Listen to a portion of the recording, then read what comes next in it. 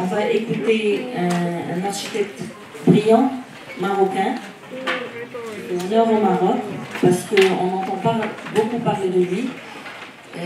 Au-delà des frontières, il travaille dans plusieurs pays, dans une vingtaine de pays, comme la France, le Brésil, l'Inde, l'Afrique en général. Et on a l'honneur et l'immense plaisir d'accueillir M. Tarek Walloul.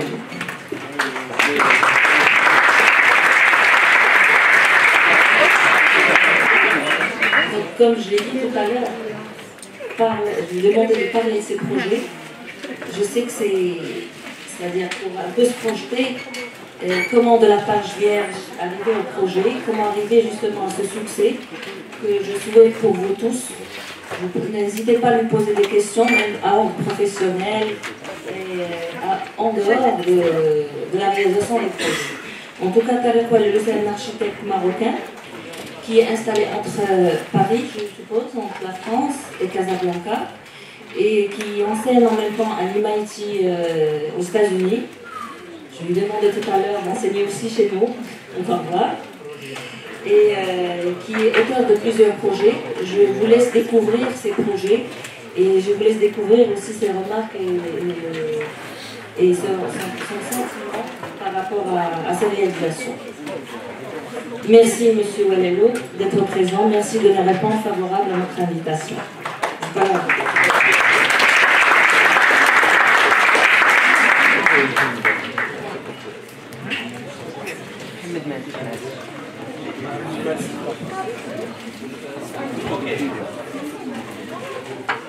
Bonsoir. Bonjour.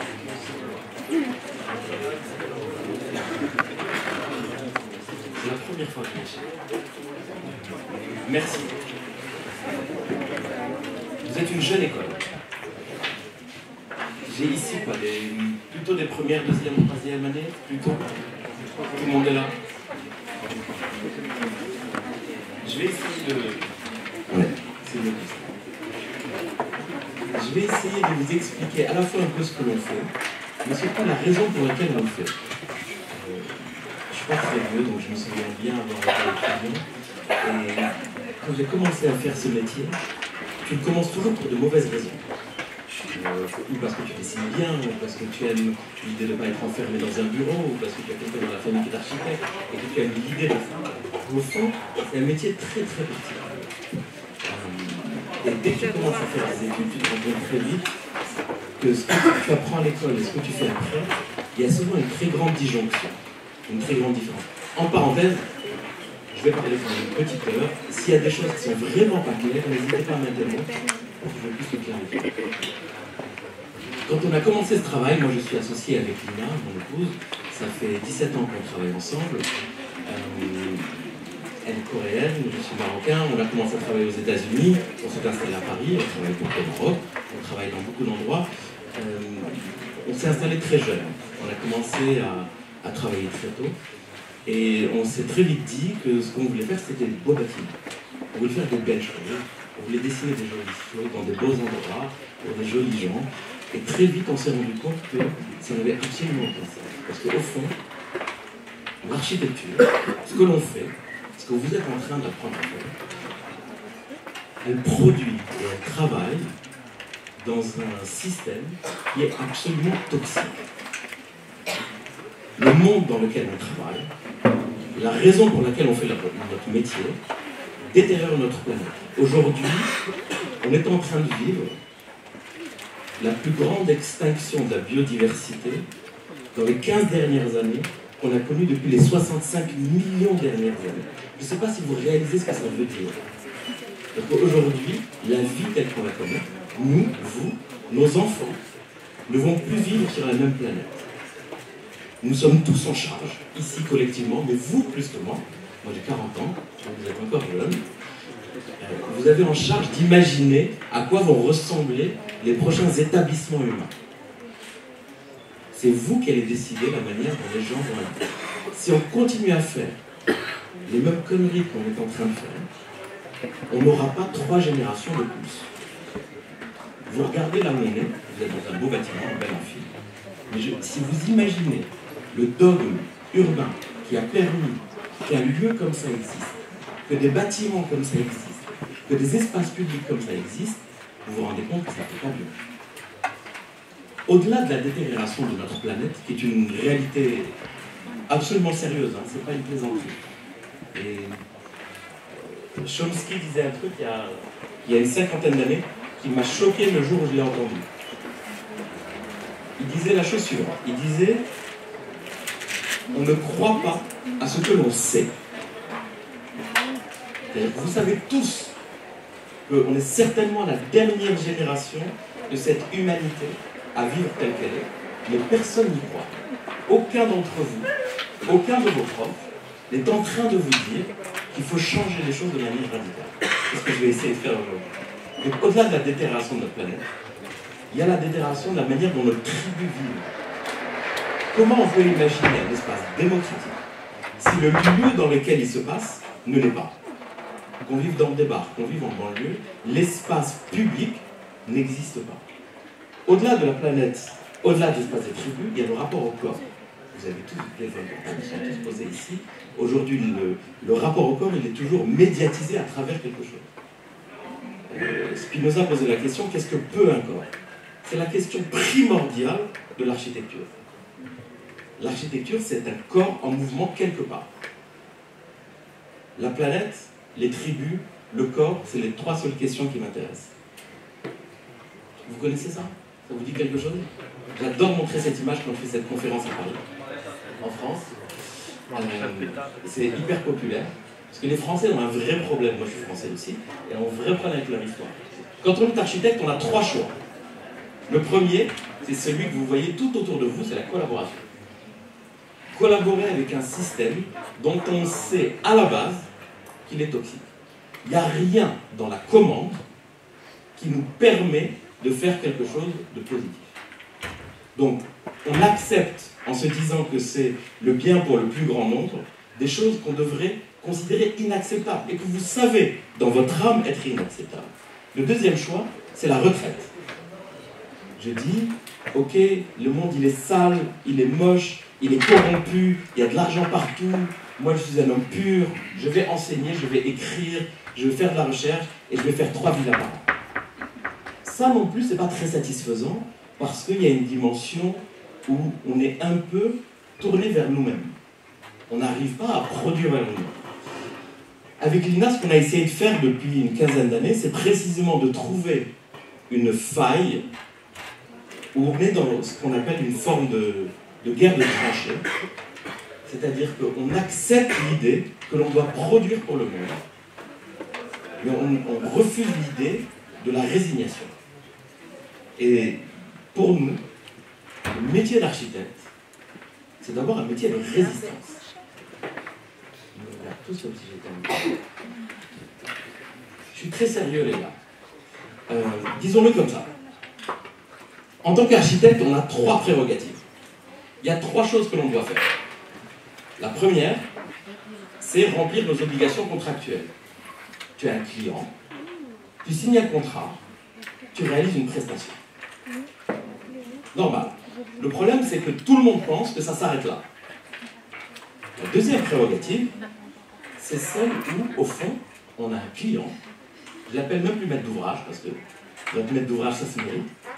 On a un client qui nous paye, mais au fond, pas pour faire quelque chose pour lui, parce que le bâtiment que je fais pour lui, vous allez tous l'utiliser. Vous allez rentrer dedans si c'est un musée, vous allez passer devant si c'est un espace public, vous allez marcher dedans si c'est de la rue. Donc au fond, la personne qui te paye, c'est pas pour elle que tu travailles. Si vous arrivez déjà à comprendre qu'au fond, on est dans une relation de tension entre votre donneur d'ordre et ce que vous devez faire, déjà, on commence à rentrer dans le métier. D'un côté, il y a quelqu'un pour qui vous avez une relation de prestataire, et de l'autre pour lequel vous avez une prérogative publique.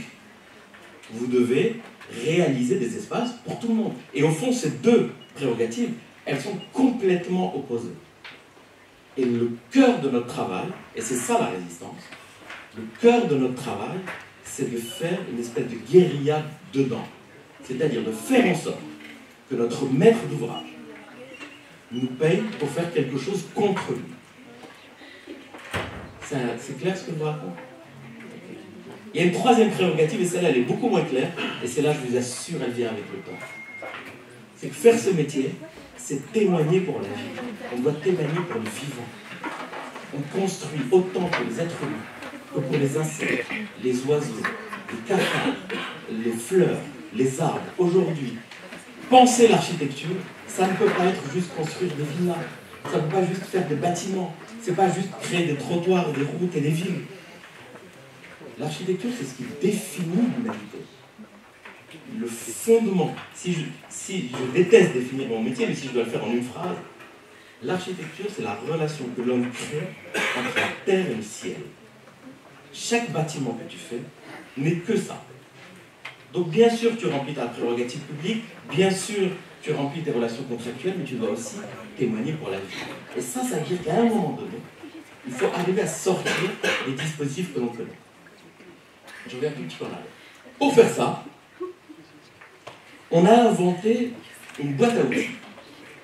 Aujourd'hui, quand vous travaillez, on vous parle de contexte, on vous parle de programme, on vous parle de développement durable, on vous parle d'espace public, on vous parle de planification urbaine.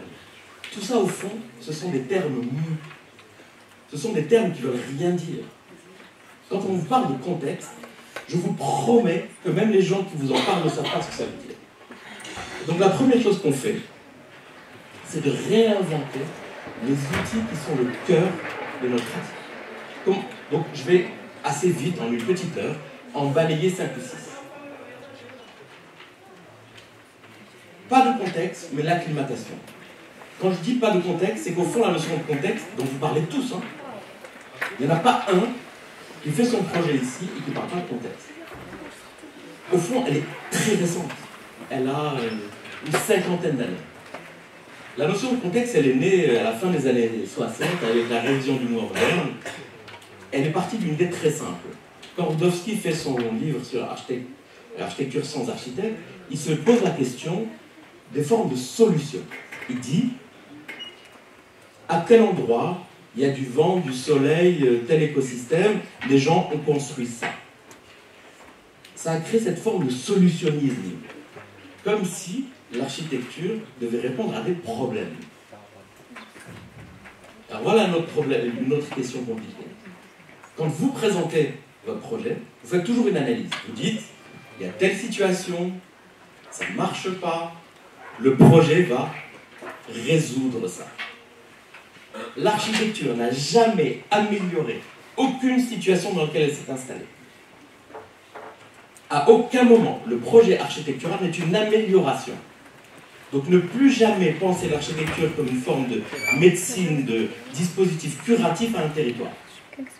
C'est la raison pour laquelle, plutôt que cette notion de contexte, qui est au fond une espèce de valise pour la pensée d'une architecture mondialisée, puisque au fond, le contexte, c'est ce que prend Jean Nouvel quand il passe dans un aéroport entre Doha et l'Azerbaïdjan, en passant par, je dis Jean Nouvel avec toute l'admiration que je lui porte, c'est le dernier patron, donc je me permets de dire ça.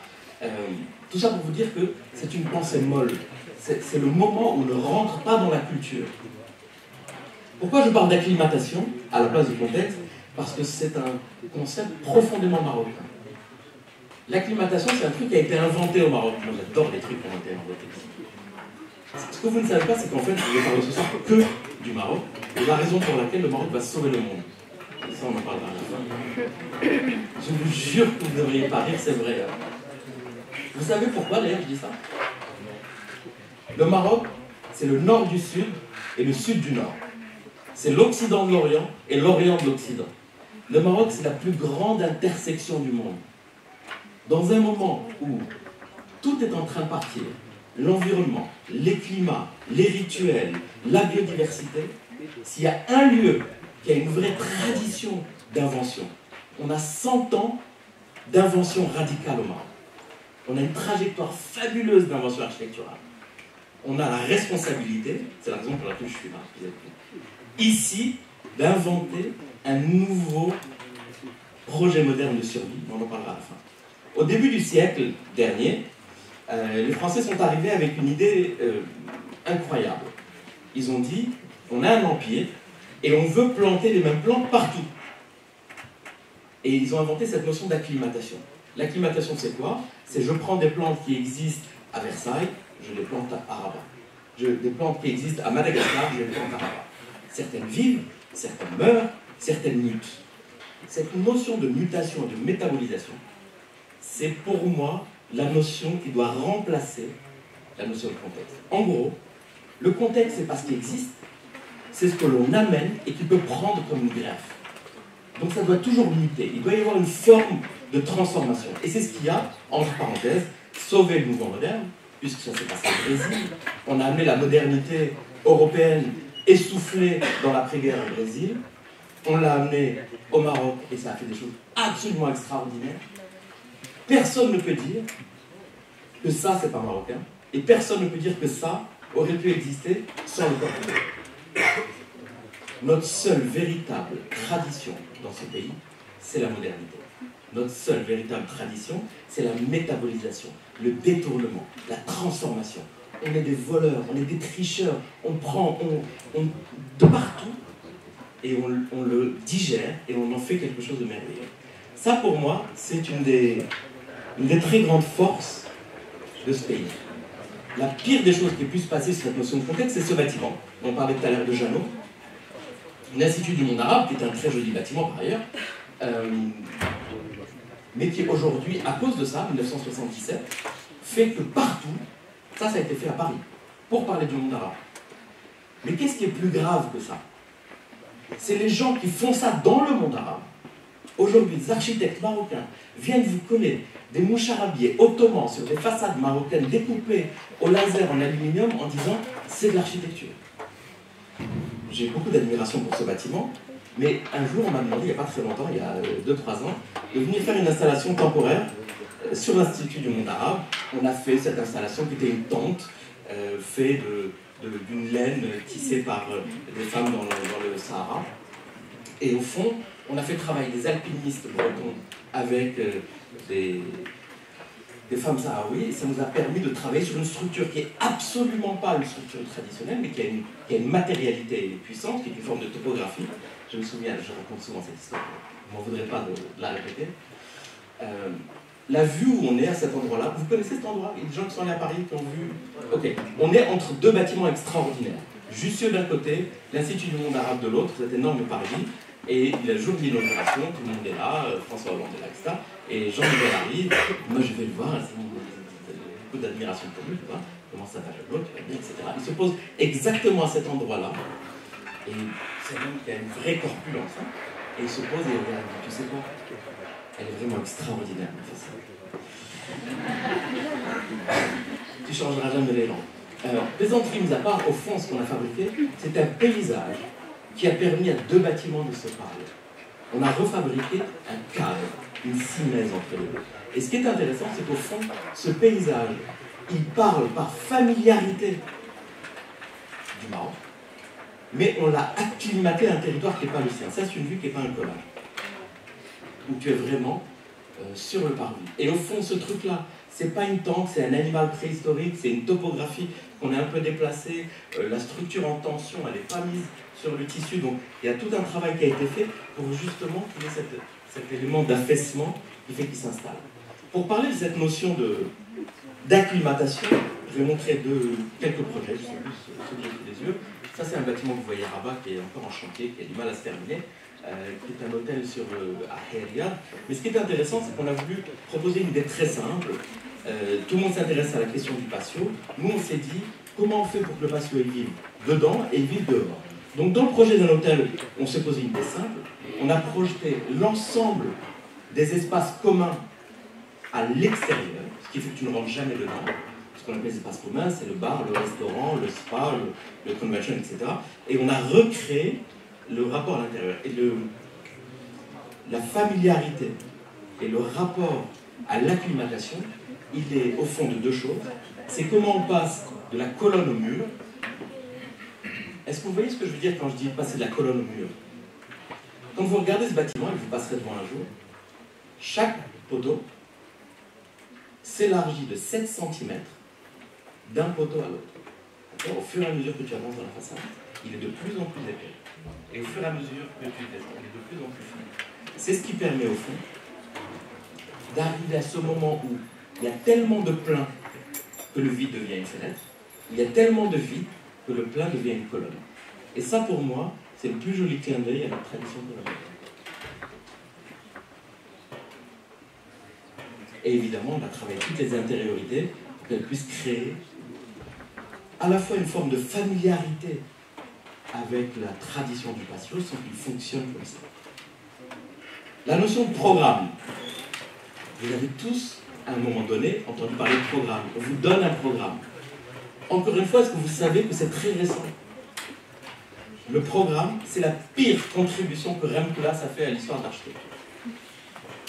Rem, pour lequel j'ai une très très grande admiration, a mis en place un dispositif d'agencement computationnel. Donc en gros, le programme, c'est devenu des espèces de boîtes qu'on extrude et que l'on arrange dans l'espace. Mais ça a 30 ans. La notion même de programme avant était liée à la valeur d'usage, mais surtout, imaginez qu'un bâtiment aujourd'hui réponde absolument à son programme. Il ne peut rien faire d'autre. L'histoire de l'architecture, elle est basée sur une idée simple. C'est la cannibalisation, c'est-à-dire que quelque chose puisse devenir autre chose. Un bâtiment qui est entièrement programmé, qui ne fait que répondre à son programme, ne peut rien faire d'autre que ça. Est-ce que vous savez c'est où ça? Anybody, n'importe qui. J'entends pas. Ok, bien. On est à Lucca, en Italie, et c'est quoi d'après vous? Voilà. C'est exactement ça. C'est une place, des bâtiments qui ont été construits sur l'emprise d'un colisée. La cannibalisation, c'est ça. C'est faire l'architecture sur l'architecture. Vous ne pouvez pas imaginer la Rome de la Renaissance si elle n'avait pas été construite avec les marbres du Forum. Une architecture qui ne fait que répondre à sa valeur d'usage, elle est mornée. On doit inventer des architectures où le programme n'est pas important. On s'en fout de ce qui va se passer dedans. Parce que ça doit changer. Et parce qu'à aucun moment, les gens qui écrivent le programme ne peuvent vous dire ce qui va se passer dedans. Vous connaissez tous ce bâtiment? Ok, les gars, c'est pas très original. Il y a 15 ans, quand je faisais ça, personne ne connaissait. Nid d'abeilles, les mecs ils étaient merveilleux. Là-bas, ils sont venus et ils se sont posé la question de l'usage. T'imagines? Aujourd'hui, il n'y a pas un architecte au Maroc qui se pose la question de l'usage des gens. Comment les gens habitent, comment les gens se lavent, comment les gens vivent, comment les gens font l'amour. Comment... Personne ne se pose la question de l'usage. Tout le monde fait le même 3 pièces qui a été produit par un promoteur. Ces mecs-là, ils sont arrivés, ils se sont dit, ok, on ne connaît pas bien la culture, on va s'intéresser et on se dit, ah, les mecs vivent avec des patios. Ok, donc la première forme de structure civilisationnelle, c'est de les faire vivre dans des patios suspendus. 20 ans après, il se passe ça. Pour une raison simple, c'est que la notion de l'habitat adapté, c'est de la pâte, qui était hyper généreuse. En fait, les gens ne voulaient pas un patio, ils voulaient une pièce en plus. Mais c'est pas grave. Le projet architectural, c'est les deux choses. C'est de se donner la possibilité de penser l'usage et de permettre aux gens de le détourner. Ça, c'est pas un échec. Ça, c'est une double réussite. Tu n'es pas d'accord? Parce qu'on a créé les conditions où on a pu fabriquer une architecture extraordinaire, sans modénature, totalement abstraite, qui redonne du souffle au monde moderne, qui s'intéresse comme une interprétation à la manière dont les gens vivent. La deuxième réussite, c'est qu'il y avait suffisamment de place dans l'architecture pour la faire unité. Une architecture où il n'y a pas de place, c'est une architecture morne. La notion du programme, elle est liée à ça, pardon. Ça, c'est une appropriation de l'espace. C'est ça. Et donc, ça marche. Pour parler de cette histoire de programme, je vais balayer un peu plus que j'ai sous les yeux. Fès. On a eu la chance de faire un très gros programme de restauration dans la Médina de 4 caravansérails, 13e, 14e, 15e, 16e siècle. Et il se trouve que 2 d'entre eux étaient collés, construits à 2 siècles d'écart, mais collés, contigus, mais accessibles par 2 rues différentes. On a proposé la chose suivante en se disant, FNADOC, en termes de programme, évidemment que si on essaye de faire un truc qui est ultra spécifique, ça ne va pas marcher. Tu me dis là, tu dois faire avec ce que tu as. Donc notre position, c'était de dire, on va construire avec les mêmes matériaux, en construction traditionnelle, en bois, en terre cuite, etc. Mais on a fabriqué un lieu, je ne sais pas si vous le voyez sur la coupe, on a pris dans les 2 espaces un lieu qui nous a permis de les tisser. Ils n'avaient pas tout à fait la même hauteur. Et donc on a creusé un lieu qui fait que les 2 espaces deviennent un seul et sont ouverts au public. Tout d'un coup, la raison pour laquelle ces 2 lieux qui étaient fermés depuis 50 ans sont rentrés dans l'espace, c'est qu'ils sont devenus traversables. C'est-à-dire qu'aujourd'hui, c'est devenu raccourci. Donc notre proposition, c'était exactement ça. De pouvoir tourner autour du patient, de créer des escaliers en se disant, qu'est-ce qui se passe à l'intérieur aujourd'hui? On va mettre des logements d'artistes, des ateliers, des équipements publics, etc. Mais demain, on s'en fout de ce qui va s'y passer. Les bâtiments, ils étaient là avant nous, ils seront là après nous. Imagine qu'on les programme de telle manière à ce qu'ils soient déterminés. Mais il faudrait les démolir. Et ça, pour nous, c'est une leçon absolue. Pourtant, on a une écriture plutôt radicale, plutôt contemporaine, mais qui arrive dans ce lieu-là. Et tu fais peu. Tu fais le minimum possible. Tu le fais avec gentillesse. Tu le fais avec douceur. Tu le fais avec empathie. Tu le fais en sorte de redonner de la profondeur à ces bâtiments-là. Tu les traites comme s'ils étaient là bien avant toi. Donc là, ce que vous voyez par ici, c'est l'objet réhabilité. On voit quelque chose qui était uniquement un patio, ici qui devient une passerelle, qui donne sur cet escalier, qui est suspendu, et qui permet de faire traverser l'espace public. Ça, c'est un projet qu'on réalise en ce moment, dont le chantier est en cours à Casa. C'est un musée d'une dame assez extraordinaire, qui a collectionné depuis 65 ans, 70 ans. Elle a, je ne sais pas si on a collectionné, acheté, pillé, vous dites ça comme vous voulez, mais elle a certainement des plus belles collections d'artefacts marocains. Et l'enjeu principal, c'était de se dire comment on fabrique à un endroit qui a une destination urbaine programmée pour faire du logement, autre chose que du logement. Et l'enjeu principal, c'est de faire d'un bâtiment une ville et d'une ville un bâtiment, à une toute petite échelle. Donc on a parlé du contexte, pas de contexte. On a parlé du programme, pas de programme. L'autre grand dada de la culture contemporaine architecturale, c'est la matière. Je parle sous ton contrôle. Pourquoi aujourd'hui les architectes contemporains sont fascinés par la matérialité? Ça n'a jamais été le cas. Dans l'histoire de l'architecture, c'est totalement inédit. Avant, la matière faisait partie plutôt du champ de l'entreprise. D'ailleurs, si vous regardez les documents de construction, si un jour vous passez à Paris, vous allez à la Fondation Le Corbusier demander les documents d'exécution du couvent de la Tourette. C'est 15 formats raisins. Tout. Plan, coupe, élévation, etc. Pour une raison simple, c'est qu'on n'avait pas besoin de décrire la manière dont la matière était fabriquée et était montée. On travaillait avec des entreprises qui avaient un savoir-faire et on ne décrivait que ce qui était une variante de ce savoir-faire. Aujourd'hui, la raison pour laquelle les architectes se sont engouffrés dans la matière, c'est parce qu'on les a sortis de tout le reste.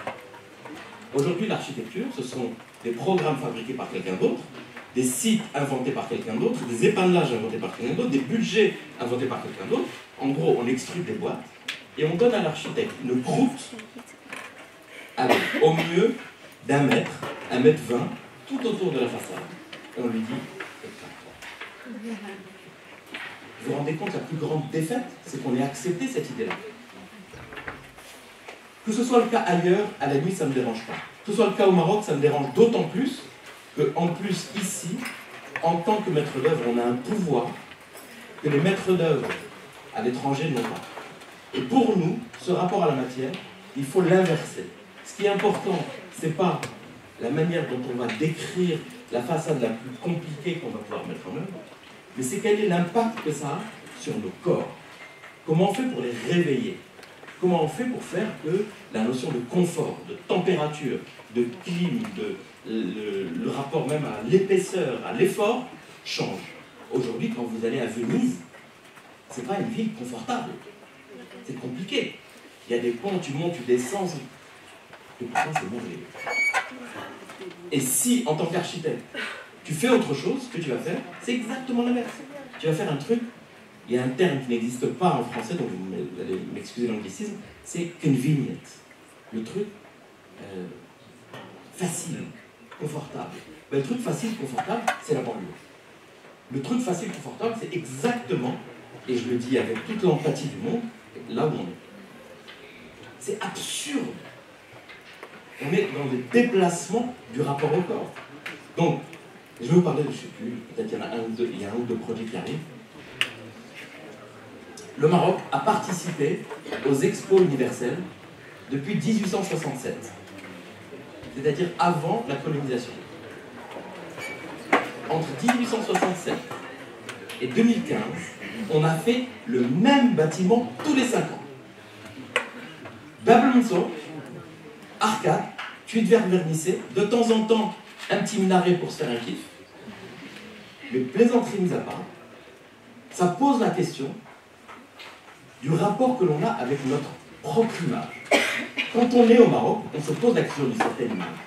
Mais quand on doit la projeter à l'extérieur, on revient à une forme d'archaïsme terrifiante. Et ce n'est pas le fruit de la colonisation. Ça a démarré avant, ça s'est passé pendant, ça s'est passé après. Et je crois que le pire pour moi, c'est l'Expo universelle de 1960 de Mazière Faraoui. Les deux des très très grands héros de la modernité marocaine. Les mecs, ils ont reconstruit Agadir à eux tout seuls. Du béton, des rampes, la charte d'Athènes et tout. Ils font un pavillon pour le Maroc à Paris. Et qu'est-ce qu'ils font? Ils font exactement le même bâtiment que celui qu'on a fait quand il fallait construire un musée d'art contemporain à Rabat.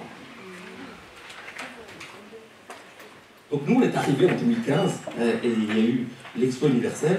Personne ne nous a rien demandé. Et le thème, c'était nourrir la terre. Nourrir la terre. Et en Italie, tu avais la France qui allait dire avec la gastronomie, les Américains qui allaient dire avec l'agriculture, les Italiens. C'est quoi notre contribution au monde? Et c'est la question que je me pose toujours d'ailleurs. Parce que je suis un architecte marocain, je vis en France, je travaille au Maroc, je travaille dans plein d'autres pays, mais je porte avec moi le Maroc comme c'est mon sac à dos culturel. Donc la question que je me pose, c'est qu'est-ce que je peux apporter au monde? Et la réponse qu'on a dit, c'est pour nous, la contribution du Maroc sur nourrir la terre, c'est la ruralité. La ruralité, c'est ce qui fait que le Maroc tient. Le Maroc, c'est une grande civilisation urbaine, évidemment, mais c'est d'abord une culture rurale. La ruralité, c'est l'équilibre avec la ressource, c'est l'équilibre social, c'est un équilibre familial. C'est ce qui fait que l'agriculture n'est pas encore une dimension économique. Et pour ça, on a essayé de recréer un lieu qui n'a pas de limite thermique, qu'on a commencé à construire à terre, où on s'est dit on va fabriquer un module qui fait 2 mètres par 2 mètres 40 par 60 de profondeur. Comme vous voyez, c'est un mécano. Hein. Partout, il y a l'ensemble du bâtiment est fabriqué d'un seul élément. Mais l'enjeu principal, au-delà de la figure qui ne nous intéressait pas, c'est de recréer l'expérience. On voulait qu'un bâtiment, sans limite thermique, juste avec de l'inertie, parce que s'il fait 37 degrés dehors, il en fait 24 dedans. S'il fait 15 degrés dehors, il en fait 21 dedans.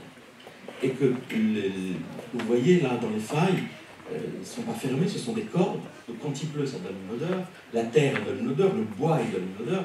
Et donc pour nous, l'expérience du Maroc, pour le reste du monde, parce que les Marocains n'ont pas besoin de la leur expliquer, c'est pas une expérience de l'image, du folklore, de l'arcade, de la corne de gazelle, du thé à la menthe. C'est une expérience du corps, de la lumière, des odeurs, de la profondeur, de la compression, de la contiguïté, et c'est ce qu'on a essayé de proposer ici. Et donc quand je parle de réveiller le corps plutôt que de travailler la matière, c'est de se poser la question non pas de à quoi ça va ressembler quand je le fabrique, mais quel impact ça va avoir sur moi, au sens presque épidermique, une fois que je l'aurai fait. Je vais parler d'un autre projet très rapide, qui est une maison, pour vous dire simplement que quand on parle de réveiller le corps, il faut enlever la notion du confort. C'est pas important. Le confort, c'est qu'aujourd'hui, on pense tous que c'est normal de vivre dans un endroit qui est à température ambiante, que les gens vivent en bas, les chambres sont en haut, que les toilettes sont près de la chambre. Il faut complètement casser ces codes-là. Ça, c'est une maison qui fait 6 mètres de large par 70 mètres de long, où pour passer d'un lieu à l'autre, il faut sortir de là. Ok, en hiver il fait froid, parfois il pleut, mais c'est pas grave. L'enjeu principal, c'est de recréer un rapport au paysage quand on vit quelque part. Oula, non, là j'ai pas le temps, je vais passer, ça c'est en Guyane. Ok. Donc on a dit pas de contexte, pas de programme, pas de matière. Peut-être le pire de tous, c'est le développement durable. Est-ce que vous avez des profs de développement durable? Est-ce qu'ils sont là? Il faut les virer. Il faut les euthanasier.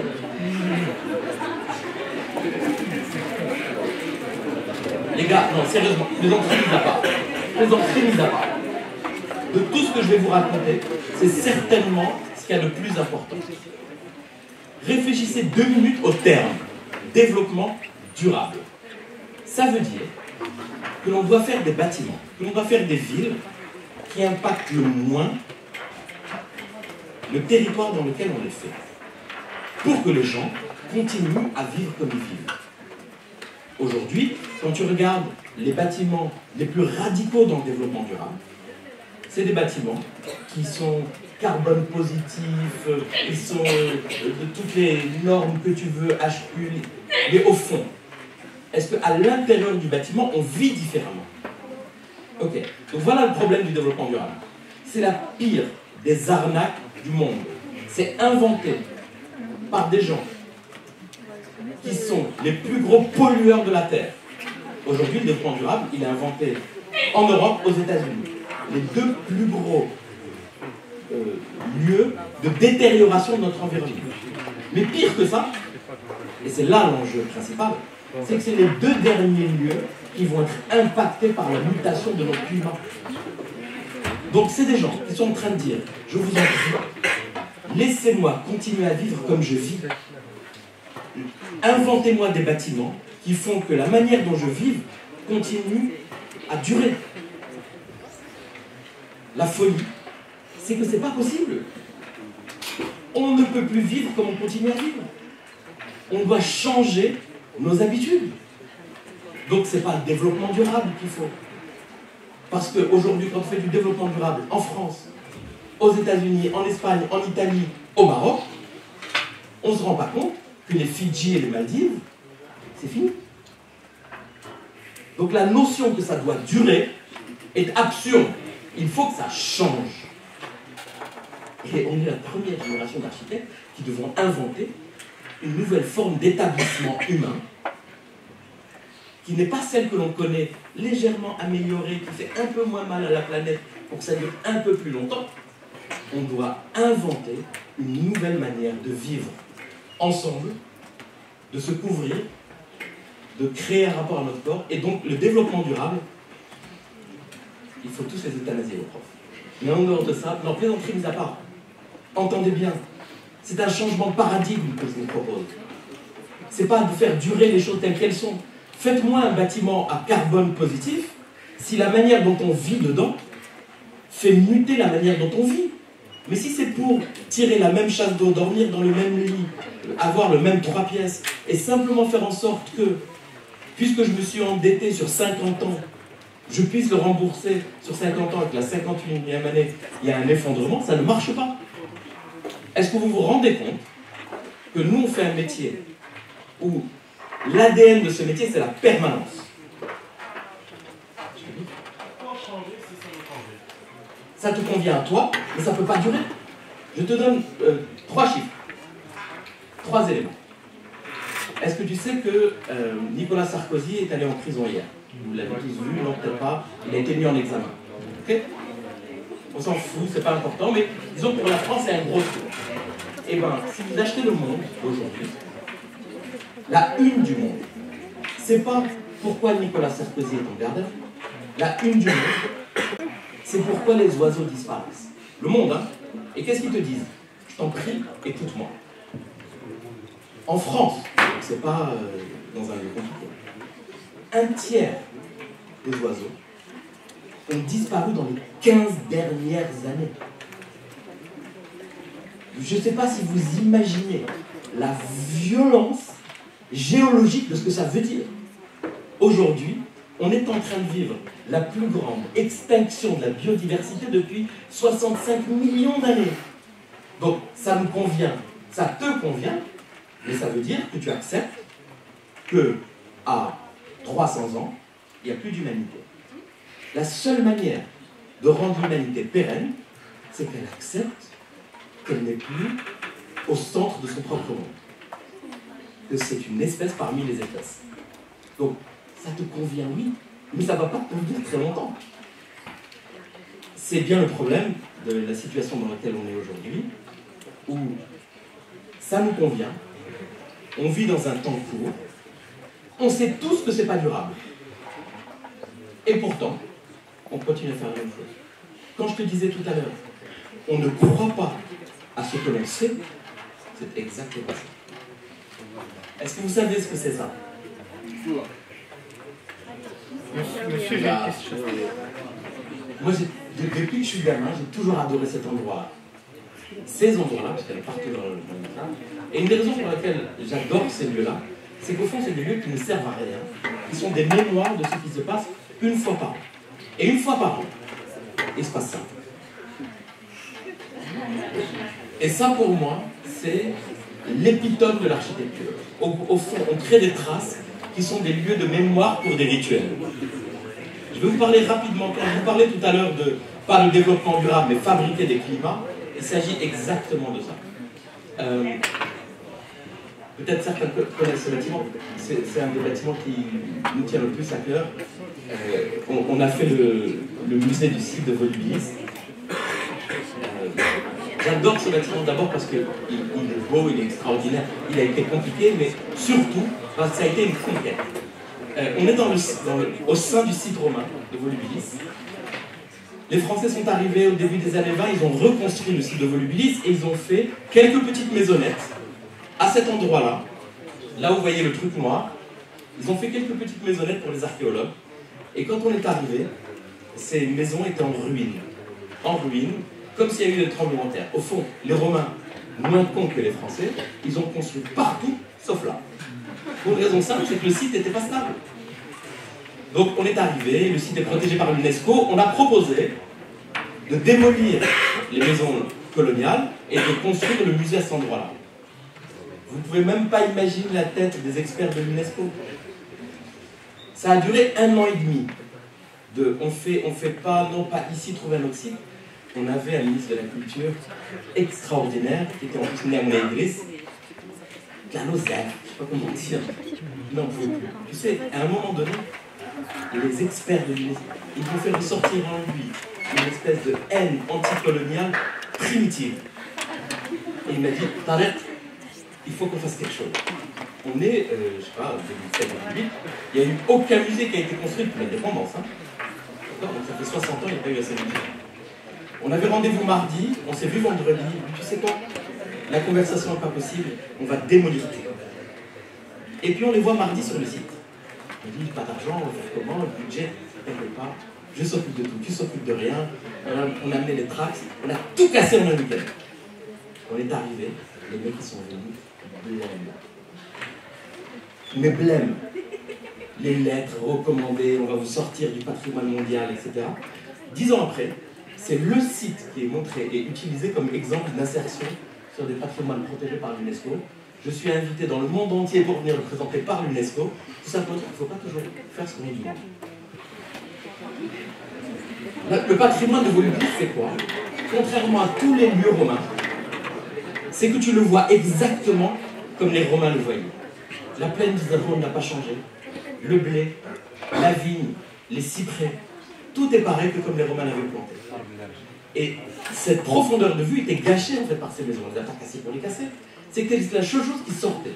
Donc on a décidé de faire un bâtiment dont le point le plus haut était plus bas que le point le plus haut de l'entrée.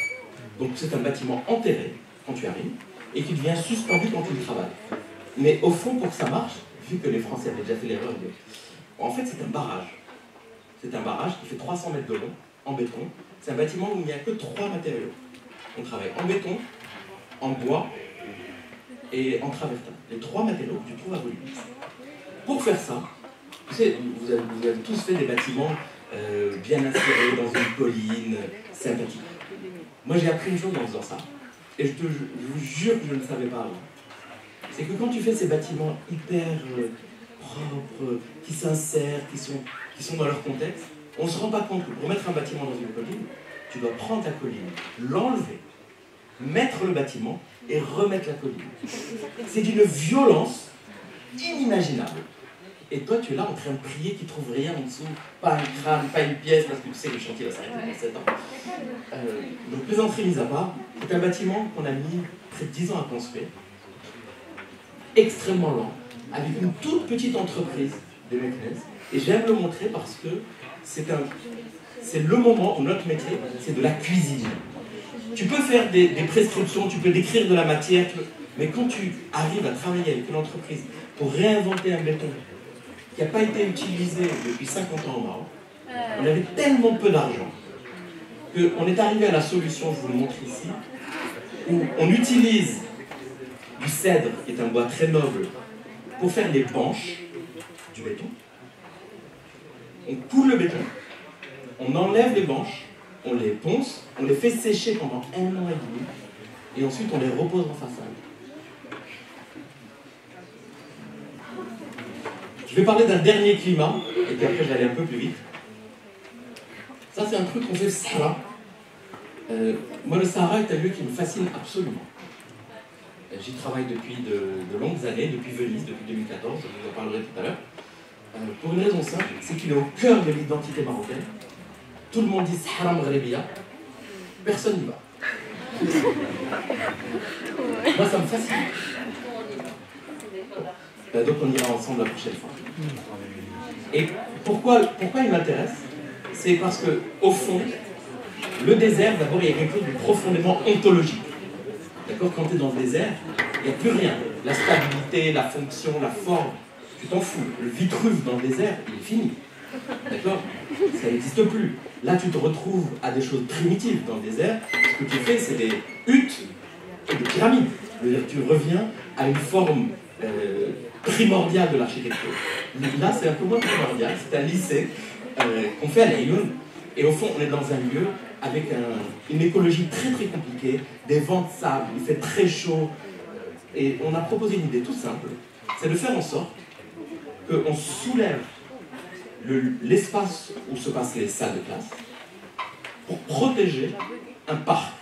Et quand on dit un parc, c'est un parc qui fait 2 hectares, qui est en dessous, dans lequel on met l'ensemble des espaces publics. Donc d'un lieu totalement inhospitalier, on retrouve une dimension protectrice de l'architecture, assez héroïque, parce qu'on soulève une plaque qui fait 2 hectares avec des portées de 80 mètres, un truc sérieux, pour en dessous pouvoir refabriquer un écosystème complètement tropicalisé. Et l'enjeu d'inviter un paysage protégé à l'intérieur d'un lieu totalement inhospitalier, c'est pour moi une des fonctions primaires de notre métier. Je termine sur cette notion d'inventer des climats plutôt que de faire du développement durable. Peut-être le projet le plus fou de notre agence, ça a été la réalisation de l'ensemble des installations de la COP22, où on a réalisé 200 000 mètres carrés en 5 mois. Petite parenthèse, il n'y a qu'au Maroc où c'est possible. Je vous jure, le truc c'était pour début octobre. Ça faisait 1 an et demi qu'on disait aux gens, il faut qu'on s'organise, comment on fait lèche. personne. En mai, les mecs te disent, mais on fait quoi? Mais ça fait un mois et demi qu'on travaille, les gars. Et non, non. Et par contre, je ne sais pas pourquoi. Même quand c'est impossible par terre, c'est possible. Il y a un impact là. Vous n'imaginez même pas toutes les raisons pour lesquelles ça n'aurait pas dû pouvoir marcher. Et pourtant, ça a marché. Et c'était dans un moment extrêmement compliqué, en plein milieu des élections. Bref. Mais pourquoi la COP m'a intéressé? Moi, j'ai participé à la COP 21.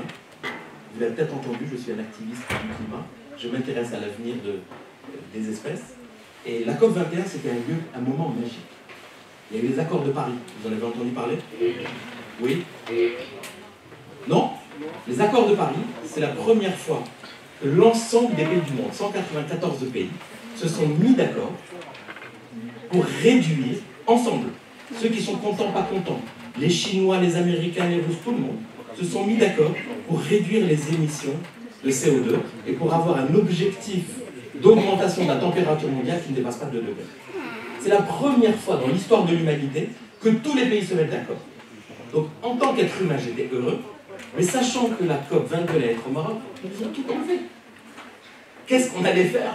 La COP 21, c'était juste un an avant. Ils ont tout mis d'accord. Et nous, on se retrouve à inviter le monde entier à Marrakech. Et on a essayé de poser une question, que je vous pose d'ailleurs. Qu'est-ce que le Maroc peut apporter au monde sur cette question de climat?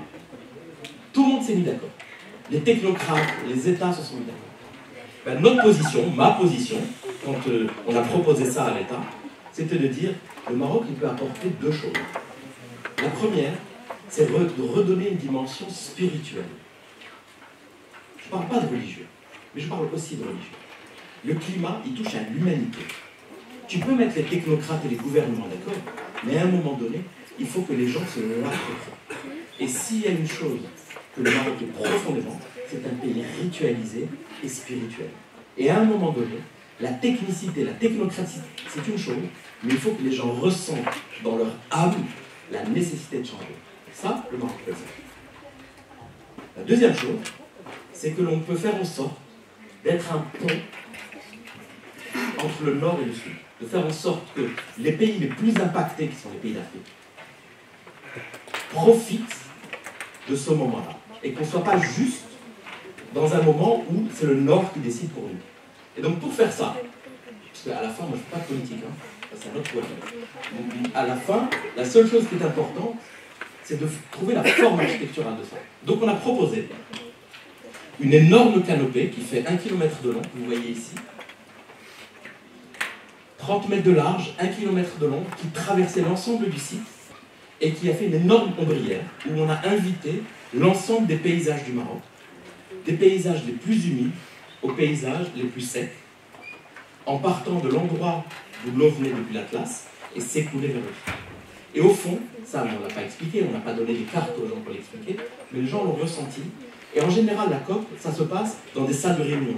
Pour vous donner une idée, ça je ne l'ai pas dit mais c'est important, c'est un moment unique au monde où tout le monde enterre l'âge de guerre. Tu fais la queue pour rentrer, il y a 2000 personnes qui vont rentrer, tu as devant toi le Premier ministre uruguayen, derrière toi le représentant de l'autorité palestinienne, à côté de toi le Premier ministre français, tout le monde est au même niveau. Tout le monde est là en se disant, il faut faire un truc. Et à cet endroit-là, il s'est passé une chose très étonnante en invitant ce paysage. D'ailleurs, en parenthèse, je profite pour faire un clin d'œil à un de vos professeurs qui n'est pas là. C'est Philippe Vidal, le paysagiste, qui nous a accompagnés à faire ça. Il travaille avec nous depuis quelques années. Et au fond, ce qui était intéressant dans cette chose, c'est que toutes les négociations se sont passées dehors. Les salles de réunion étaient complètement désertes. Et c'est dans ce paysage dans lequel on a invité le monde qu'on a pu résoudre un certain nombre de choses. Après, on a fait ce qu'on appelait l'Arche de Noé. On a fait une énorme porte totalement surdimensionnée dans laquelle il fallait donner cette forme tout à fait étrange, qui était un empilement qu'on a réutilisé pour ensuite fabriquer 5 écoles. Donc quand on parle de fabriquer des climats, c'est exactement ça. C'est mettre le corps en situation de pouvoir prendre position sur ce qu'il est. Est-ce que je parle de Venise? Non, je vais zapper Venise, vous ne m'en voulez pas. Si vous voulez, je vous poserai des questions après. Pardon, je zappe Venise, mais je fais une parenthèse. on a fait le premier pavillon du Maroc à la Biennale de Venise. Vous connaissez la Biennale de Venise? Le Maroc n'avait jamais participé. En 2014, on a fait le premier pavillon du Maroc. Quand je dis on, personne ne m'a dit va faire le pavillon du Maroc. Je n'ai pas reçu une commande, je n'ai pas reçu un coup de fil. Il a fallu que je monte un truc de dingue. C'est-à-dire que je vais voir le commissaire de la Biennale, Rémi Koulas, qui j'ai déjà beaucoup travaillé, et il me dit génial si le Maroc vient. Ok. Je vais voir notre ministre de l'Habitat, et il me dit fabuleux, on veut intervenir. Je vais voir le président de la Biennale, et il me dit c'est génial, il faut que le Maroc soit là. Le problème, c'est que le président de la Biennale me dit mais il faut que le Maroc demande à venir. Et le ministre de l'Habitat me dit mais il faut qu'on invite. Tu fais comment dans ces conditions? C'est exactement ce qu'on a fait. On a considéré qu'aujourd'hui, la puissance de l'État n'était pas nécessaire pour démarrer le projet. Donc, en tant que société civile, en tant que personne, j'ai dit, je prends à ma charge le montage du pavillon du Maroc à la Biennale de Venise. Financièrement, logistiquement, en termes de temps, on a tout monté de A à Z. Évidemment, il y a un moment où l'État a frappé la porte en disant « on aimerait bien venir avec vous, ce serait pas mal ». Heureusement, on était contents, mais ça a été une aventure totalement dingue. Pourquoi ça nous a intéressés? Parce que le thème de la Biennale, c'était les fondamentaux. 1914-2014. Ça, c'était le thème de Rennes. 1914-2014. Tu imagines pour nous la possibilité de montrer au monde la grande aventure moderniste marocaine, le siècle marocain, montrer au monde qu'ils ne connaissent pas. Un des plus grands théâtres d'invention du XXe siècle. Donc qu'est-ce qu'on a fait? On a montré un bâtiment par décennie, 1914, 14 la Médina de Fès, 24 les Habous, 34 à Sayag, 44 la guerre rien, 54 Nid d'Abeille, 64 la reconstruction d'Agadir, 74 le Dadès, 84 Dar Lamem. Vous connaissez Dar Lamem ou pas? Ok, bien. Voilà. Et on s'est arrêté en 84 en disant que le discours du souverain, Hassan II, était un discours de rupture. Il a convoqué le collège des architectes en disant Dreri Barakam Salat. On va arrêter avec cette trajectoire moderniste et on va fabriquer une architecture officielle. La grande trajectoire moderne s'est arrêtée au Maroc en 80. Et on a voulu le montrer, et on l'a dit, et on l'a écrit, et ça a été porté par l'État. Et ça, c'est super important. Ça veut dire que tu peux tout dire, et à tout le monde, tant que c'est dit avec bienséance. En disant que de 84 à 2014, 30 ans, il ne s'est rien passé. Non seulement il ne s'est rien passé, mais on a eu des générations sacrifiées. On a eu des architectes de talent qui étaient des gens qui ont fait la résistance et qui ont vraiment souffert, qui ont vraiment morflé. Nous, on est arrivés, on avait une autoroute devant nous. Mais tous ces mecs-là, on parlait d'un exemple en particulier, c'est des gens qui ont vraiment souffert, qui ont donné d'eux-mêmes pour faire autre chose. Et nous, on s'est dit, c'est à nous de leur redonner quelque chose. Donc, qu'est-ce que l'on peut faire aujourd'hui, si ce n'est faire revivre cette trajectoire héroïque? Et qu'est-ce qu'on a fait? On a invité 8 architectes à travailler sur le désert. Donc, on avait d'un côté la trajectoire historique, et de l'autre côté, comment on habite l'inhabitable. Pourquoi je vous en parle? Parce que le 5 avril, si vous êtes là, c'est jeudi, on réinstalle cette exposition, mais élargie sur l'Afrique, avec une très très grosse journée de réflexion avec des gens fabuleux. On parlait de Rennes, de Tchoumi, de Nouvelles, enfin il y aura plein de gens intéressants. À Benguele, et ça c'est la partie la moins sexy. Je commence toujours par en disant Rennes, Tchoumi, tout ça, et je termine toujours. Donc les entrées mises à part, et c'est comme une as. Ok, il m'en reste 2. Vous êtes fatigués, vous voulez que j'arrête? Non. Est-ce qu'il y a quelqu'un qui peut m'amener de l'eau? Je vais crever. N'importe qui, pas grave, c'est gentil, merci.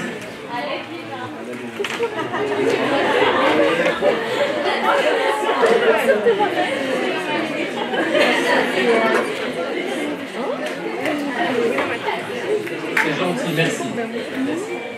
Ok, donc on a fait, vous vous souvenez des thèmes qu'on a traversés? Le contexte, pas de contexte. Le programme, pas de programme. La matière, pas de matière. Développement durable, pas de développement durable. Ok. Mais le plus important, c'est pas le pas, c'est de se dire que j'ai bien la place. Si tu te souviens que du pas, on n'est pas là. Ok, on revient ici. Là, on va rentrer dans les deux trucs les plus ardus. Ok? Moins sexy, mais super important. De la même manière qu'on vous parle de développement durable, qu'on vous parle de programme, qu'on parle de contexte, on vous parle toujours d'espace public. L'espace public est souvent dit, raconté, par les architectes eux-mêmes, par les enseignants, par les étudiants, comme étant l'espace vide. Ce qui n'est pas construit, c'est l'espace public. Mais au fond, l'espace public, c'est un fantasme européen, puisque ça n'existe nulle part ailleurs. L'espace vide, il peut être public, commun, privé ou intime, et municipalisé. En tout cas, ce qui est certain, c'est que la notion de l'espace public municipalisé à la française, c'est un truc qui est rentré dans la manière dont on fait le projet architectural au Maroc, pour plein de raisons, parce que la plupart des archives ont été formés en France, parce que la plupart des enseignants sont formés en France, donc ils vous racontent les mêmes conneries qu'en France, mais c'est une absurdité, parce qu'un espace public municipalisé, c'est basé sur une structure municipale qui le gère. Ça veut dire une structure municipale qui collecte l'impôt, qui compte sa population, qui le redistribue, qui le nettoie, qui le gère et qui le met à disposition. Ça n'existe pas. La notion d'espace public, pour moi, c'est une notion de conquête. Et ça, pour moi, c'est un projet de résistance.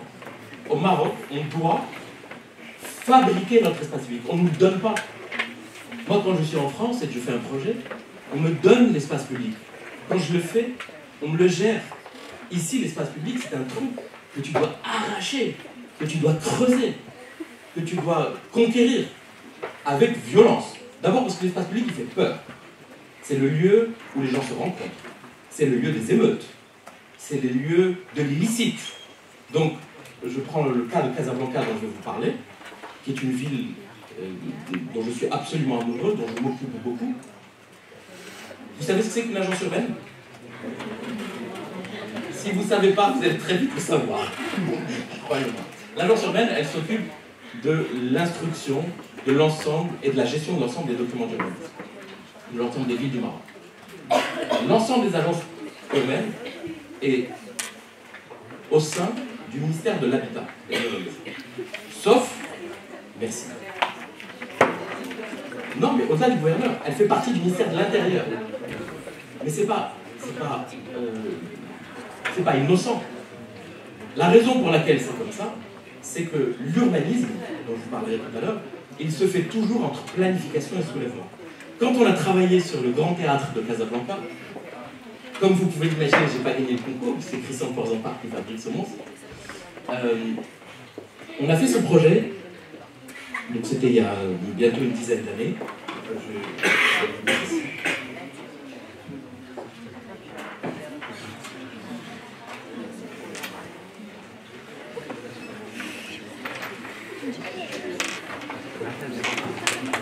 Pardon, merci.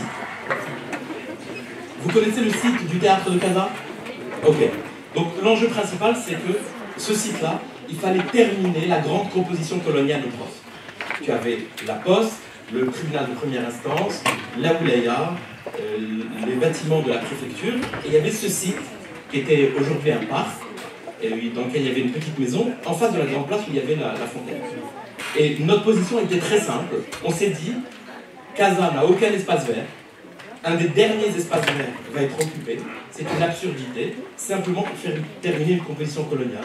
Et on a proposé une idée qui, malheureusement, est venue dans une séance de travail. Et ça va vous arriver un jour. Tu travailles sur un concours et tu as une idée à un moment donné. Tu le fais. On a fait le bâtiment en haut. Et puis, je ne sais plus qui a pris la maquette et l'a posée au milieu de la place. Et là, tu t'es dit, mais tu sais que tu es obligé de faire le projet, tu sais que tu n'as aucune chance de le gagner, pour plein de raisons. Ici, pourquoi on a fait ça? Parce qu'on s'est dit, terminer la grande composition coloniale, fabriquer un grand théâtre avec une grande façade, où le rapport au théâtre, c'est un rapport comme celui-ci, la frontalité, c'est-à-dire une scène, des gradins, ça n'aurait aucun sens. Pourquoi on ne ferait pas du théâtre un grand espace public? Et là, je reviens sur ce que je vous disais tout à l'heure. L'espace public, c'est pas l'espace qu'on met devant, c'est l'espace qu'on met dedans. Et ici, ce qu'on a proposé, c'est de mettre les deux théâtres autour de la place, pour faire en sorte que, pas uniquement les gens qui payent et qui rentrent à l'intérieur du grand auditorium ou du grand théâtre puissent le voir, mais que la scène soit ouverte au public de manière permanente. Ça permet aussi tout d'un coup que cette relation-là, qui est une relation du théâtre, puisse se transformer en une relation de shira. Aujourd'hui, la performance dans notre tradition marocaine, c'est une performance dans laquelle on est entouré. Il n'y a personne ne se met face à un public. Et donc on s'est dit comment on peut transformer le shira dans un projet théâtral. J'aime beaucoup le plan coupé du rez-de-chaussée parce que tu vois vraiment que le cœur de la place, c'est le cœur du bâtiment. Il reste traversable tout le temps. Les deux théâtres, de part et d'autre, les scènes sont complètement ouvertes et on met l'ensemble des espaces de répétition, l'ensemble des espaces de logistique, tout ouvert sur la place. Et pour moi, ça, c'est une des grandes conquêtes. Je vais parler à Dirbati, je vous assure, je ne plaisante pas, j'ai décidé de faire cette conférence dans toutes les écoles marocaines parce que j'ai réalisé qu'en fait, paradoxalement, peu de gens connaissent notre travail. J'ai présenté ça il y a une quinzaine de jours à l'école de Casa. Il n'y en a pas un qui savait où c'était. Ça m'a déprimé. En tant que bon bâti, la place Pietri, c'est quand même un truc important. On s'est occupé de la place Pietri. Non, rassurez-moi, vous connaissez. Ah bon, vous m'avez fait peur. La place Pietri, elle est à l'angle. Je vous récupère. La place Pietri, elle est à l'angle de deux voies. Les deux voies les plus passantes de la ville. On nous a commandé un parking. La caisse des dépôts, dont vous voyez l'ombre projetée, nous a commandé un parking à cet endroit-là, parce qu'ils avaient besoin, pour leurs salariés, d'un grand lieu. Et on a proposé deux choses. La première, plutôt que de faire un parking, de faire un espace public. Le problème, c'est que les espaces publics à Rabat, ce n'est pas des places. Et en général, au Maroc, l'espace public, ce n'est pas des places. L'espace public, au Maroc, il est déambulatoire et commercial. Moi, quand je donne rendez-vous à des potes, je leur donne rendez-vous à la gare, on descend voir Mahenzan, on monte à l'El-Madla, on n'a pas de rapport statique. Même Jamais Elfna, qui est une des places qu'on appelle place les plus connues, elle n'est pas dessinée. C'est un lieu en négociation permanente.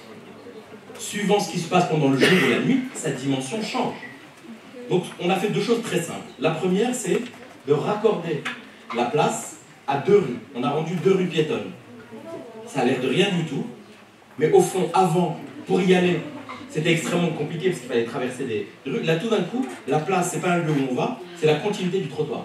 La deuxième chose qu'on a faite, c'est de proposer, non pas de faire un parking, mais d'enterrer la place d'un niveau, parce que le passage des voitures était tellement toxique, c'était inimaginable que ça vive au même niveau de la rue, et d'utiliser l'espace entre la voie et le fond de la place pour y mettre des commerces. Vous ne pouvez pas imaginer le nombre de réunions qu'on a eues sur ce qu'il fallait mettre au milieu de la place. L'angoisse du vide. J'ai tout eu. Il fallait mettre une patinoire, il fallait mettre une fontaine, il fallait mettre une horloge. L'idée que on fait un jeu, il n'y a rien. Et il te pose la question, mais que vont faire les gens? Mais ils n'en sont rien, quoi. Moi, tout ce que je veux, c'est qu'ils viennent. Et il s'est passé un truc très bizarre. Et je vous assure, dans le monde entier, je ne connais que Rabat pour ça. Ils ont mis un ruban ici, un ruban là-haut, fini la place. Pendant 1 an et demi, il y avait juste un jour un petit ruban, en attendant que quelqu'un vienne inaugurer, et personne n'y est allé. Ça, c'est impensable à Casablanca. Tu mets un petit ruban, le ruban, au bout de 13 minutes, il n'est plus là. Cette notion de transgression, et pour nous, il y avait une très grande angoisse. Parce que quand tu fais de l'architecture, tu travailles avec des dimensions extensibles. Tu travailles avec des poids, avec des distances. Quand tu prends un mètre, que tu le divises en deux, ça fait 2 morceaux de 50 cm. Quand tu fais de l'urbanisme, tu travailles avec des dimensions intensives, des variations. Je vous donne un exemple, la température. Je prends 1 litre d'eau à 60 degrés. Si je le divise en deux, ça me fait 2 demi-litres à 60 degrés. Ça ne me fait pas 2 demi-litres à 30 degrés. Ce que je veux dire par là, c'est que les variations d'intensité ce sont des dimensions molles dont on n'a pas l'habitude. C'est la raison pour laquelle l'urbanisme, ça ne se dessine pas. Donc tu ne sais jamais comment les gens vont s'approprier. Donc on finit le bâtiment, le parking il marche, et puis il ne se passe rien pendant 1 an et demi. Le lieu est sublime, on en est très content, il n'est pas très bien réalisé, mais il reste fabuleux. Et au bout d'un moment, je crois que c'était à l'occasion de ma voisine, ils avaient besoin d'une scène quelque part. Et moi je suis à Paris, je suis au bureau, etc. Et je reçois cette photo. Du jour au lendemain, il n'y a personne, et puis il y a tout le monde. Alors évidemment, j'étais très content. Très grande angoisse quand même sur la stabilité. J'ai appelé mon assureur le lendemain. C'était vraiment pas fait pour. Tout ça pour vous dire que l'espace public, c'est un espace de conquête. On ne nous a pas demandé de faire, on nous a demandé de faire un parking. On a fait, non pas un cadeau à la ville, on l'a arraché à notre maître d'ouvrage pour le donner à la ville. Après, la manière dont c'est utilisé, je ne sais jamais. Est-ce qu'il n'y a pas de... Allez, 2 minutes. J'ai un maître d'ouvrage qui n'est pas... Comment dire? Où la dimension de la prérogative publique n'est pas première dans sa manière de voir le monde. Donc, il a fait le projet à gauche. Vous avez fait un peu d'urbanisme ou pas du tout? Vous savez ce que c'est qu'un îlot, des prospects? Donc, il se passe ce truc-là, d'accord? Et il réalise, au fond, la première croûte, que vous voyez en bas et à gauche. Et c'est genre tellement infâme que même eux, ils ne se croient plus. Donc, il lance un grand concours, on a la chance de le gagner, et on propose une idée très simple. Moi, je suis né, j'ai grandi à Rabat, le zoo, à l'époque, quand on y allait, c'était pas grave. C'était un voyage. Et la notion que le zoo, ça allait devenir ça, c'était pas possible. Donc, on s'est dit, pourquoi imiter de la ville à un endroit qui ne la désire pas? Ce que tu vois ici, c'est une imitation d'une image de ville. En fait, quand tu le vois en plan, ça fait de l'alignement. Tous les îlots sont alignés à la rue. Ça fait des cours intérieurs. Sauf que tout est en stéroïde. C'est-à-dire, c'est comme si tu prenais l'avenue Mohamed V et tu lui rajoutais 4 étages. Avec des prospects totalement infâmes. Et la pire folie, c'est que le centre du quartier, c'est le centre de l'image. Le centre du quartier, c'est le centre de l'image. La notion que la géographie et la géométrie, c'est la même chose. Mais vous avez la Thamesna, vous avez la Thamesort, c'est la même chose. Ils mettent le centre au centre, ce qui est une pure folie. Quand tu sais que les voitures, elles passent au bord. Donc, passons. Évidemment, c'est une absurdité urbanistique. Ce truc-là, tu le vomis partout, de Dubaï à Ashdod, bref, c'est de l'image de la ville générique. Qu'est-ce qu'on a proposé? C'est un truc très simple, d'inventer une nouvelle forme d'îlot. On n'a pas fait l'architecture, on a fait l'urbanisme. Cette nouvelle forme d'îlot, ça veut dire quoi? Ça veut dire qu'on n'est pas à l'alignement. L'îlot, au lieu de faire 2000 m², il fait 3 hectares. Les espaces, plutôt que d'être des cours, ce sont des parcs privés qui sont ouverts sur le public et qui sont utilisables par l'ensemble des personnes qui vivent dans le lieu. Et tout d'un coup, on a décidé d'une chose très simple. On ne construit que là où c'était déjà construit dans le zoo. Et donc tous les autres lieux, les lacs, les parcs, l'ensemble des plantations qui existaient, on essaye de les maintenir. Et c'est là la grande difficulté d'être à la fois urbaniste et architecte, c'est que tu fais un très beau projet urbain, et ensuite il est interprété par des maîtres d'œuvre avec plus ou moins de talent.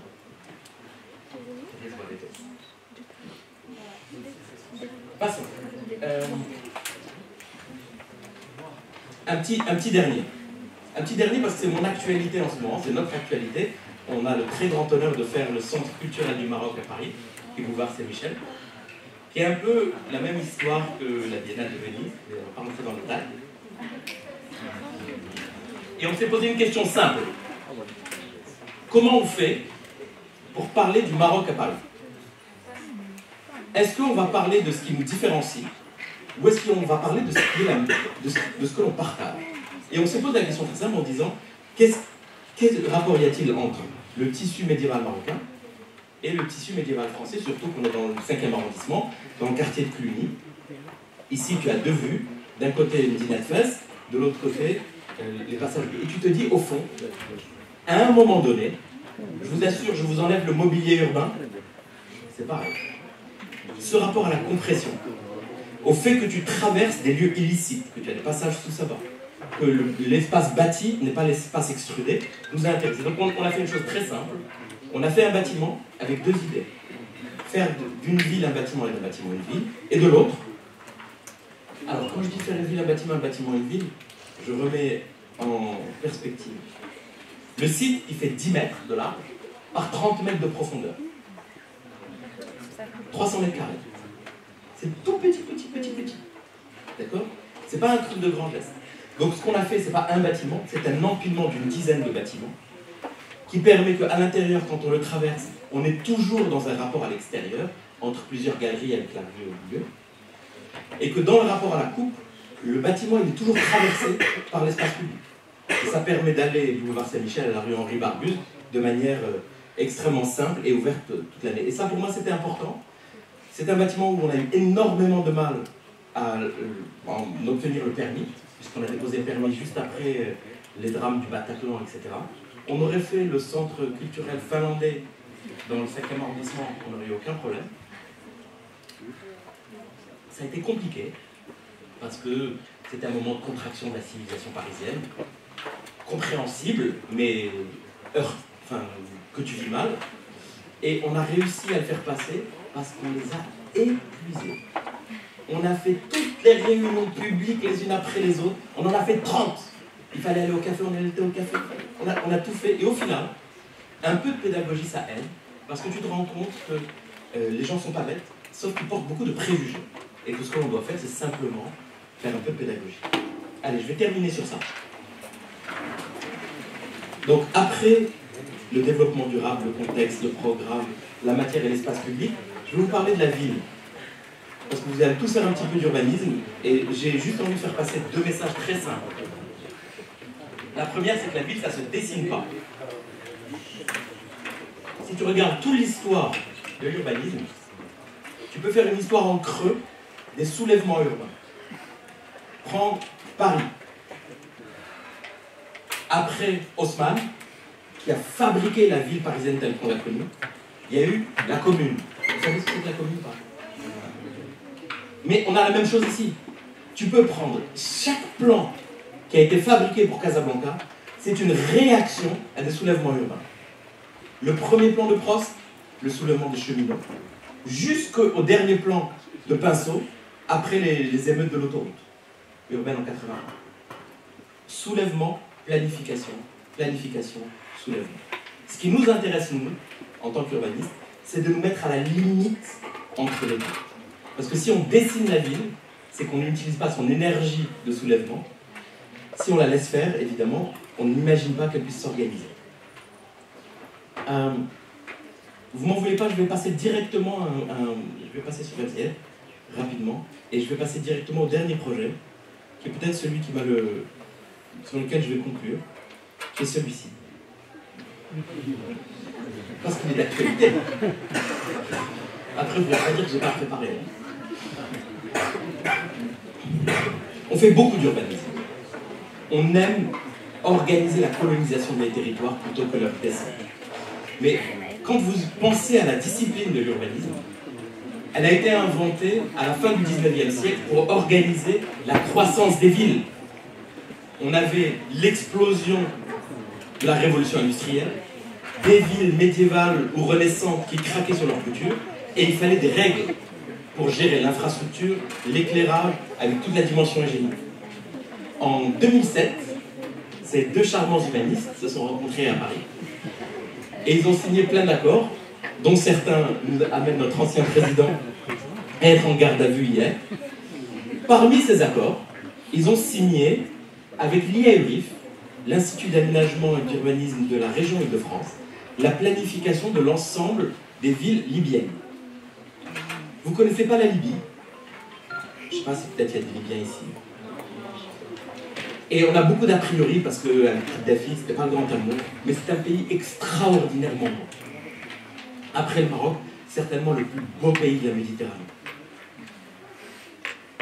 Le désert est sublime, les ruines romaines sont extraordinaires, la côte est fabuleuse parce qu'elle est à la fois, elle regarde vers le nord et vers l'ouest.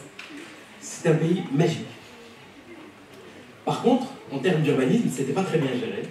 Et donc l'IA URIF, qui sont vraiment des très très grands urbanistes, ils ont géré Tripoli et Benghazi, avec le succès que vous connaissez. Et ils nous ont confié la planification de l'ensemble des villes du Fezzan. Le Fezzan, c'est le grand désert, c'est le Darfour. C'est la limite avec le Tchad, d'accord? À un moment où Daesh, tout ça, enfin, c'est compliqué. Et une des raisons pour lesquelles la France finance ça, c'est parce qu'ils veulent fixer les populations. Ils veulent éviter l'effet billard. Les gens du Darfour qui montent en Libye, les gens de Libye qui montent en Italie, les gens d'Italie qui montent... Cet effet billard-là, l'enjeu principal, c'est pas un enjeu d'humanisme, c'est un enjeu de géopolitique fort. Et donc nous, on arrive dans cet endroit et on tombe amoureux. On a travaillé pendant 4 ans. C'est sublime. Et ce que vous voyez ici, c'est une vue aérienne qui montre une grande partie du Fezzan. Le Fezzan, c'est à peu près une fois et demie la taille du Maroc. C'est immense, hein, d'accord? Quand on dit il y a 50 villes, en fait, il y a 5 villes principales. Sebha, la capitale, 150 000 habitants. Brak, Baki, Gat, ça fait 40 000. Le reste, c'est des villages de 2000 habitants, des petites choses. Mais ce qui est très intéressant, quand vous regardez l'image, c'est qu'en fait, on a une espèce d'urbanisme côtier.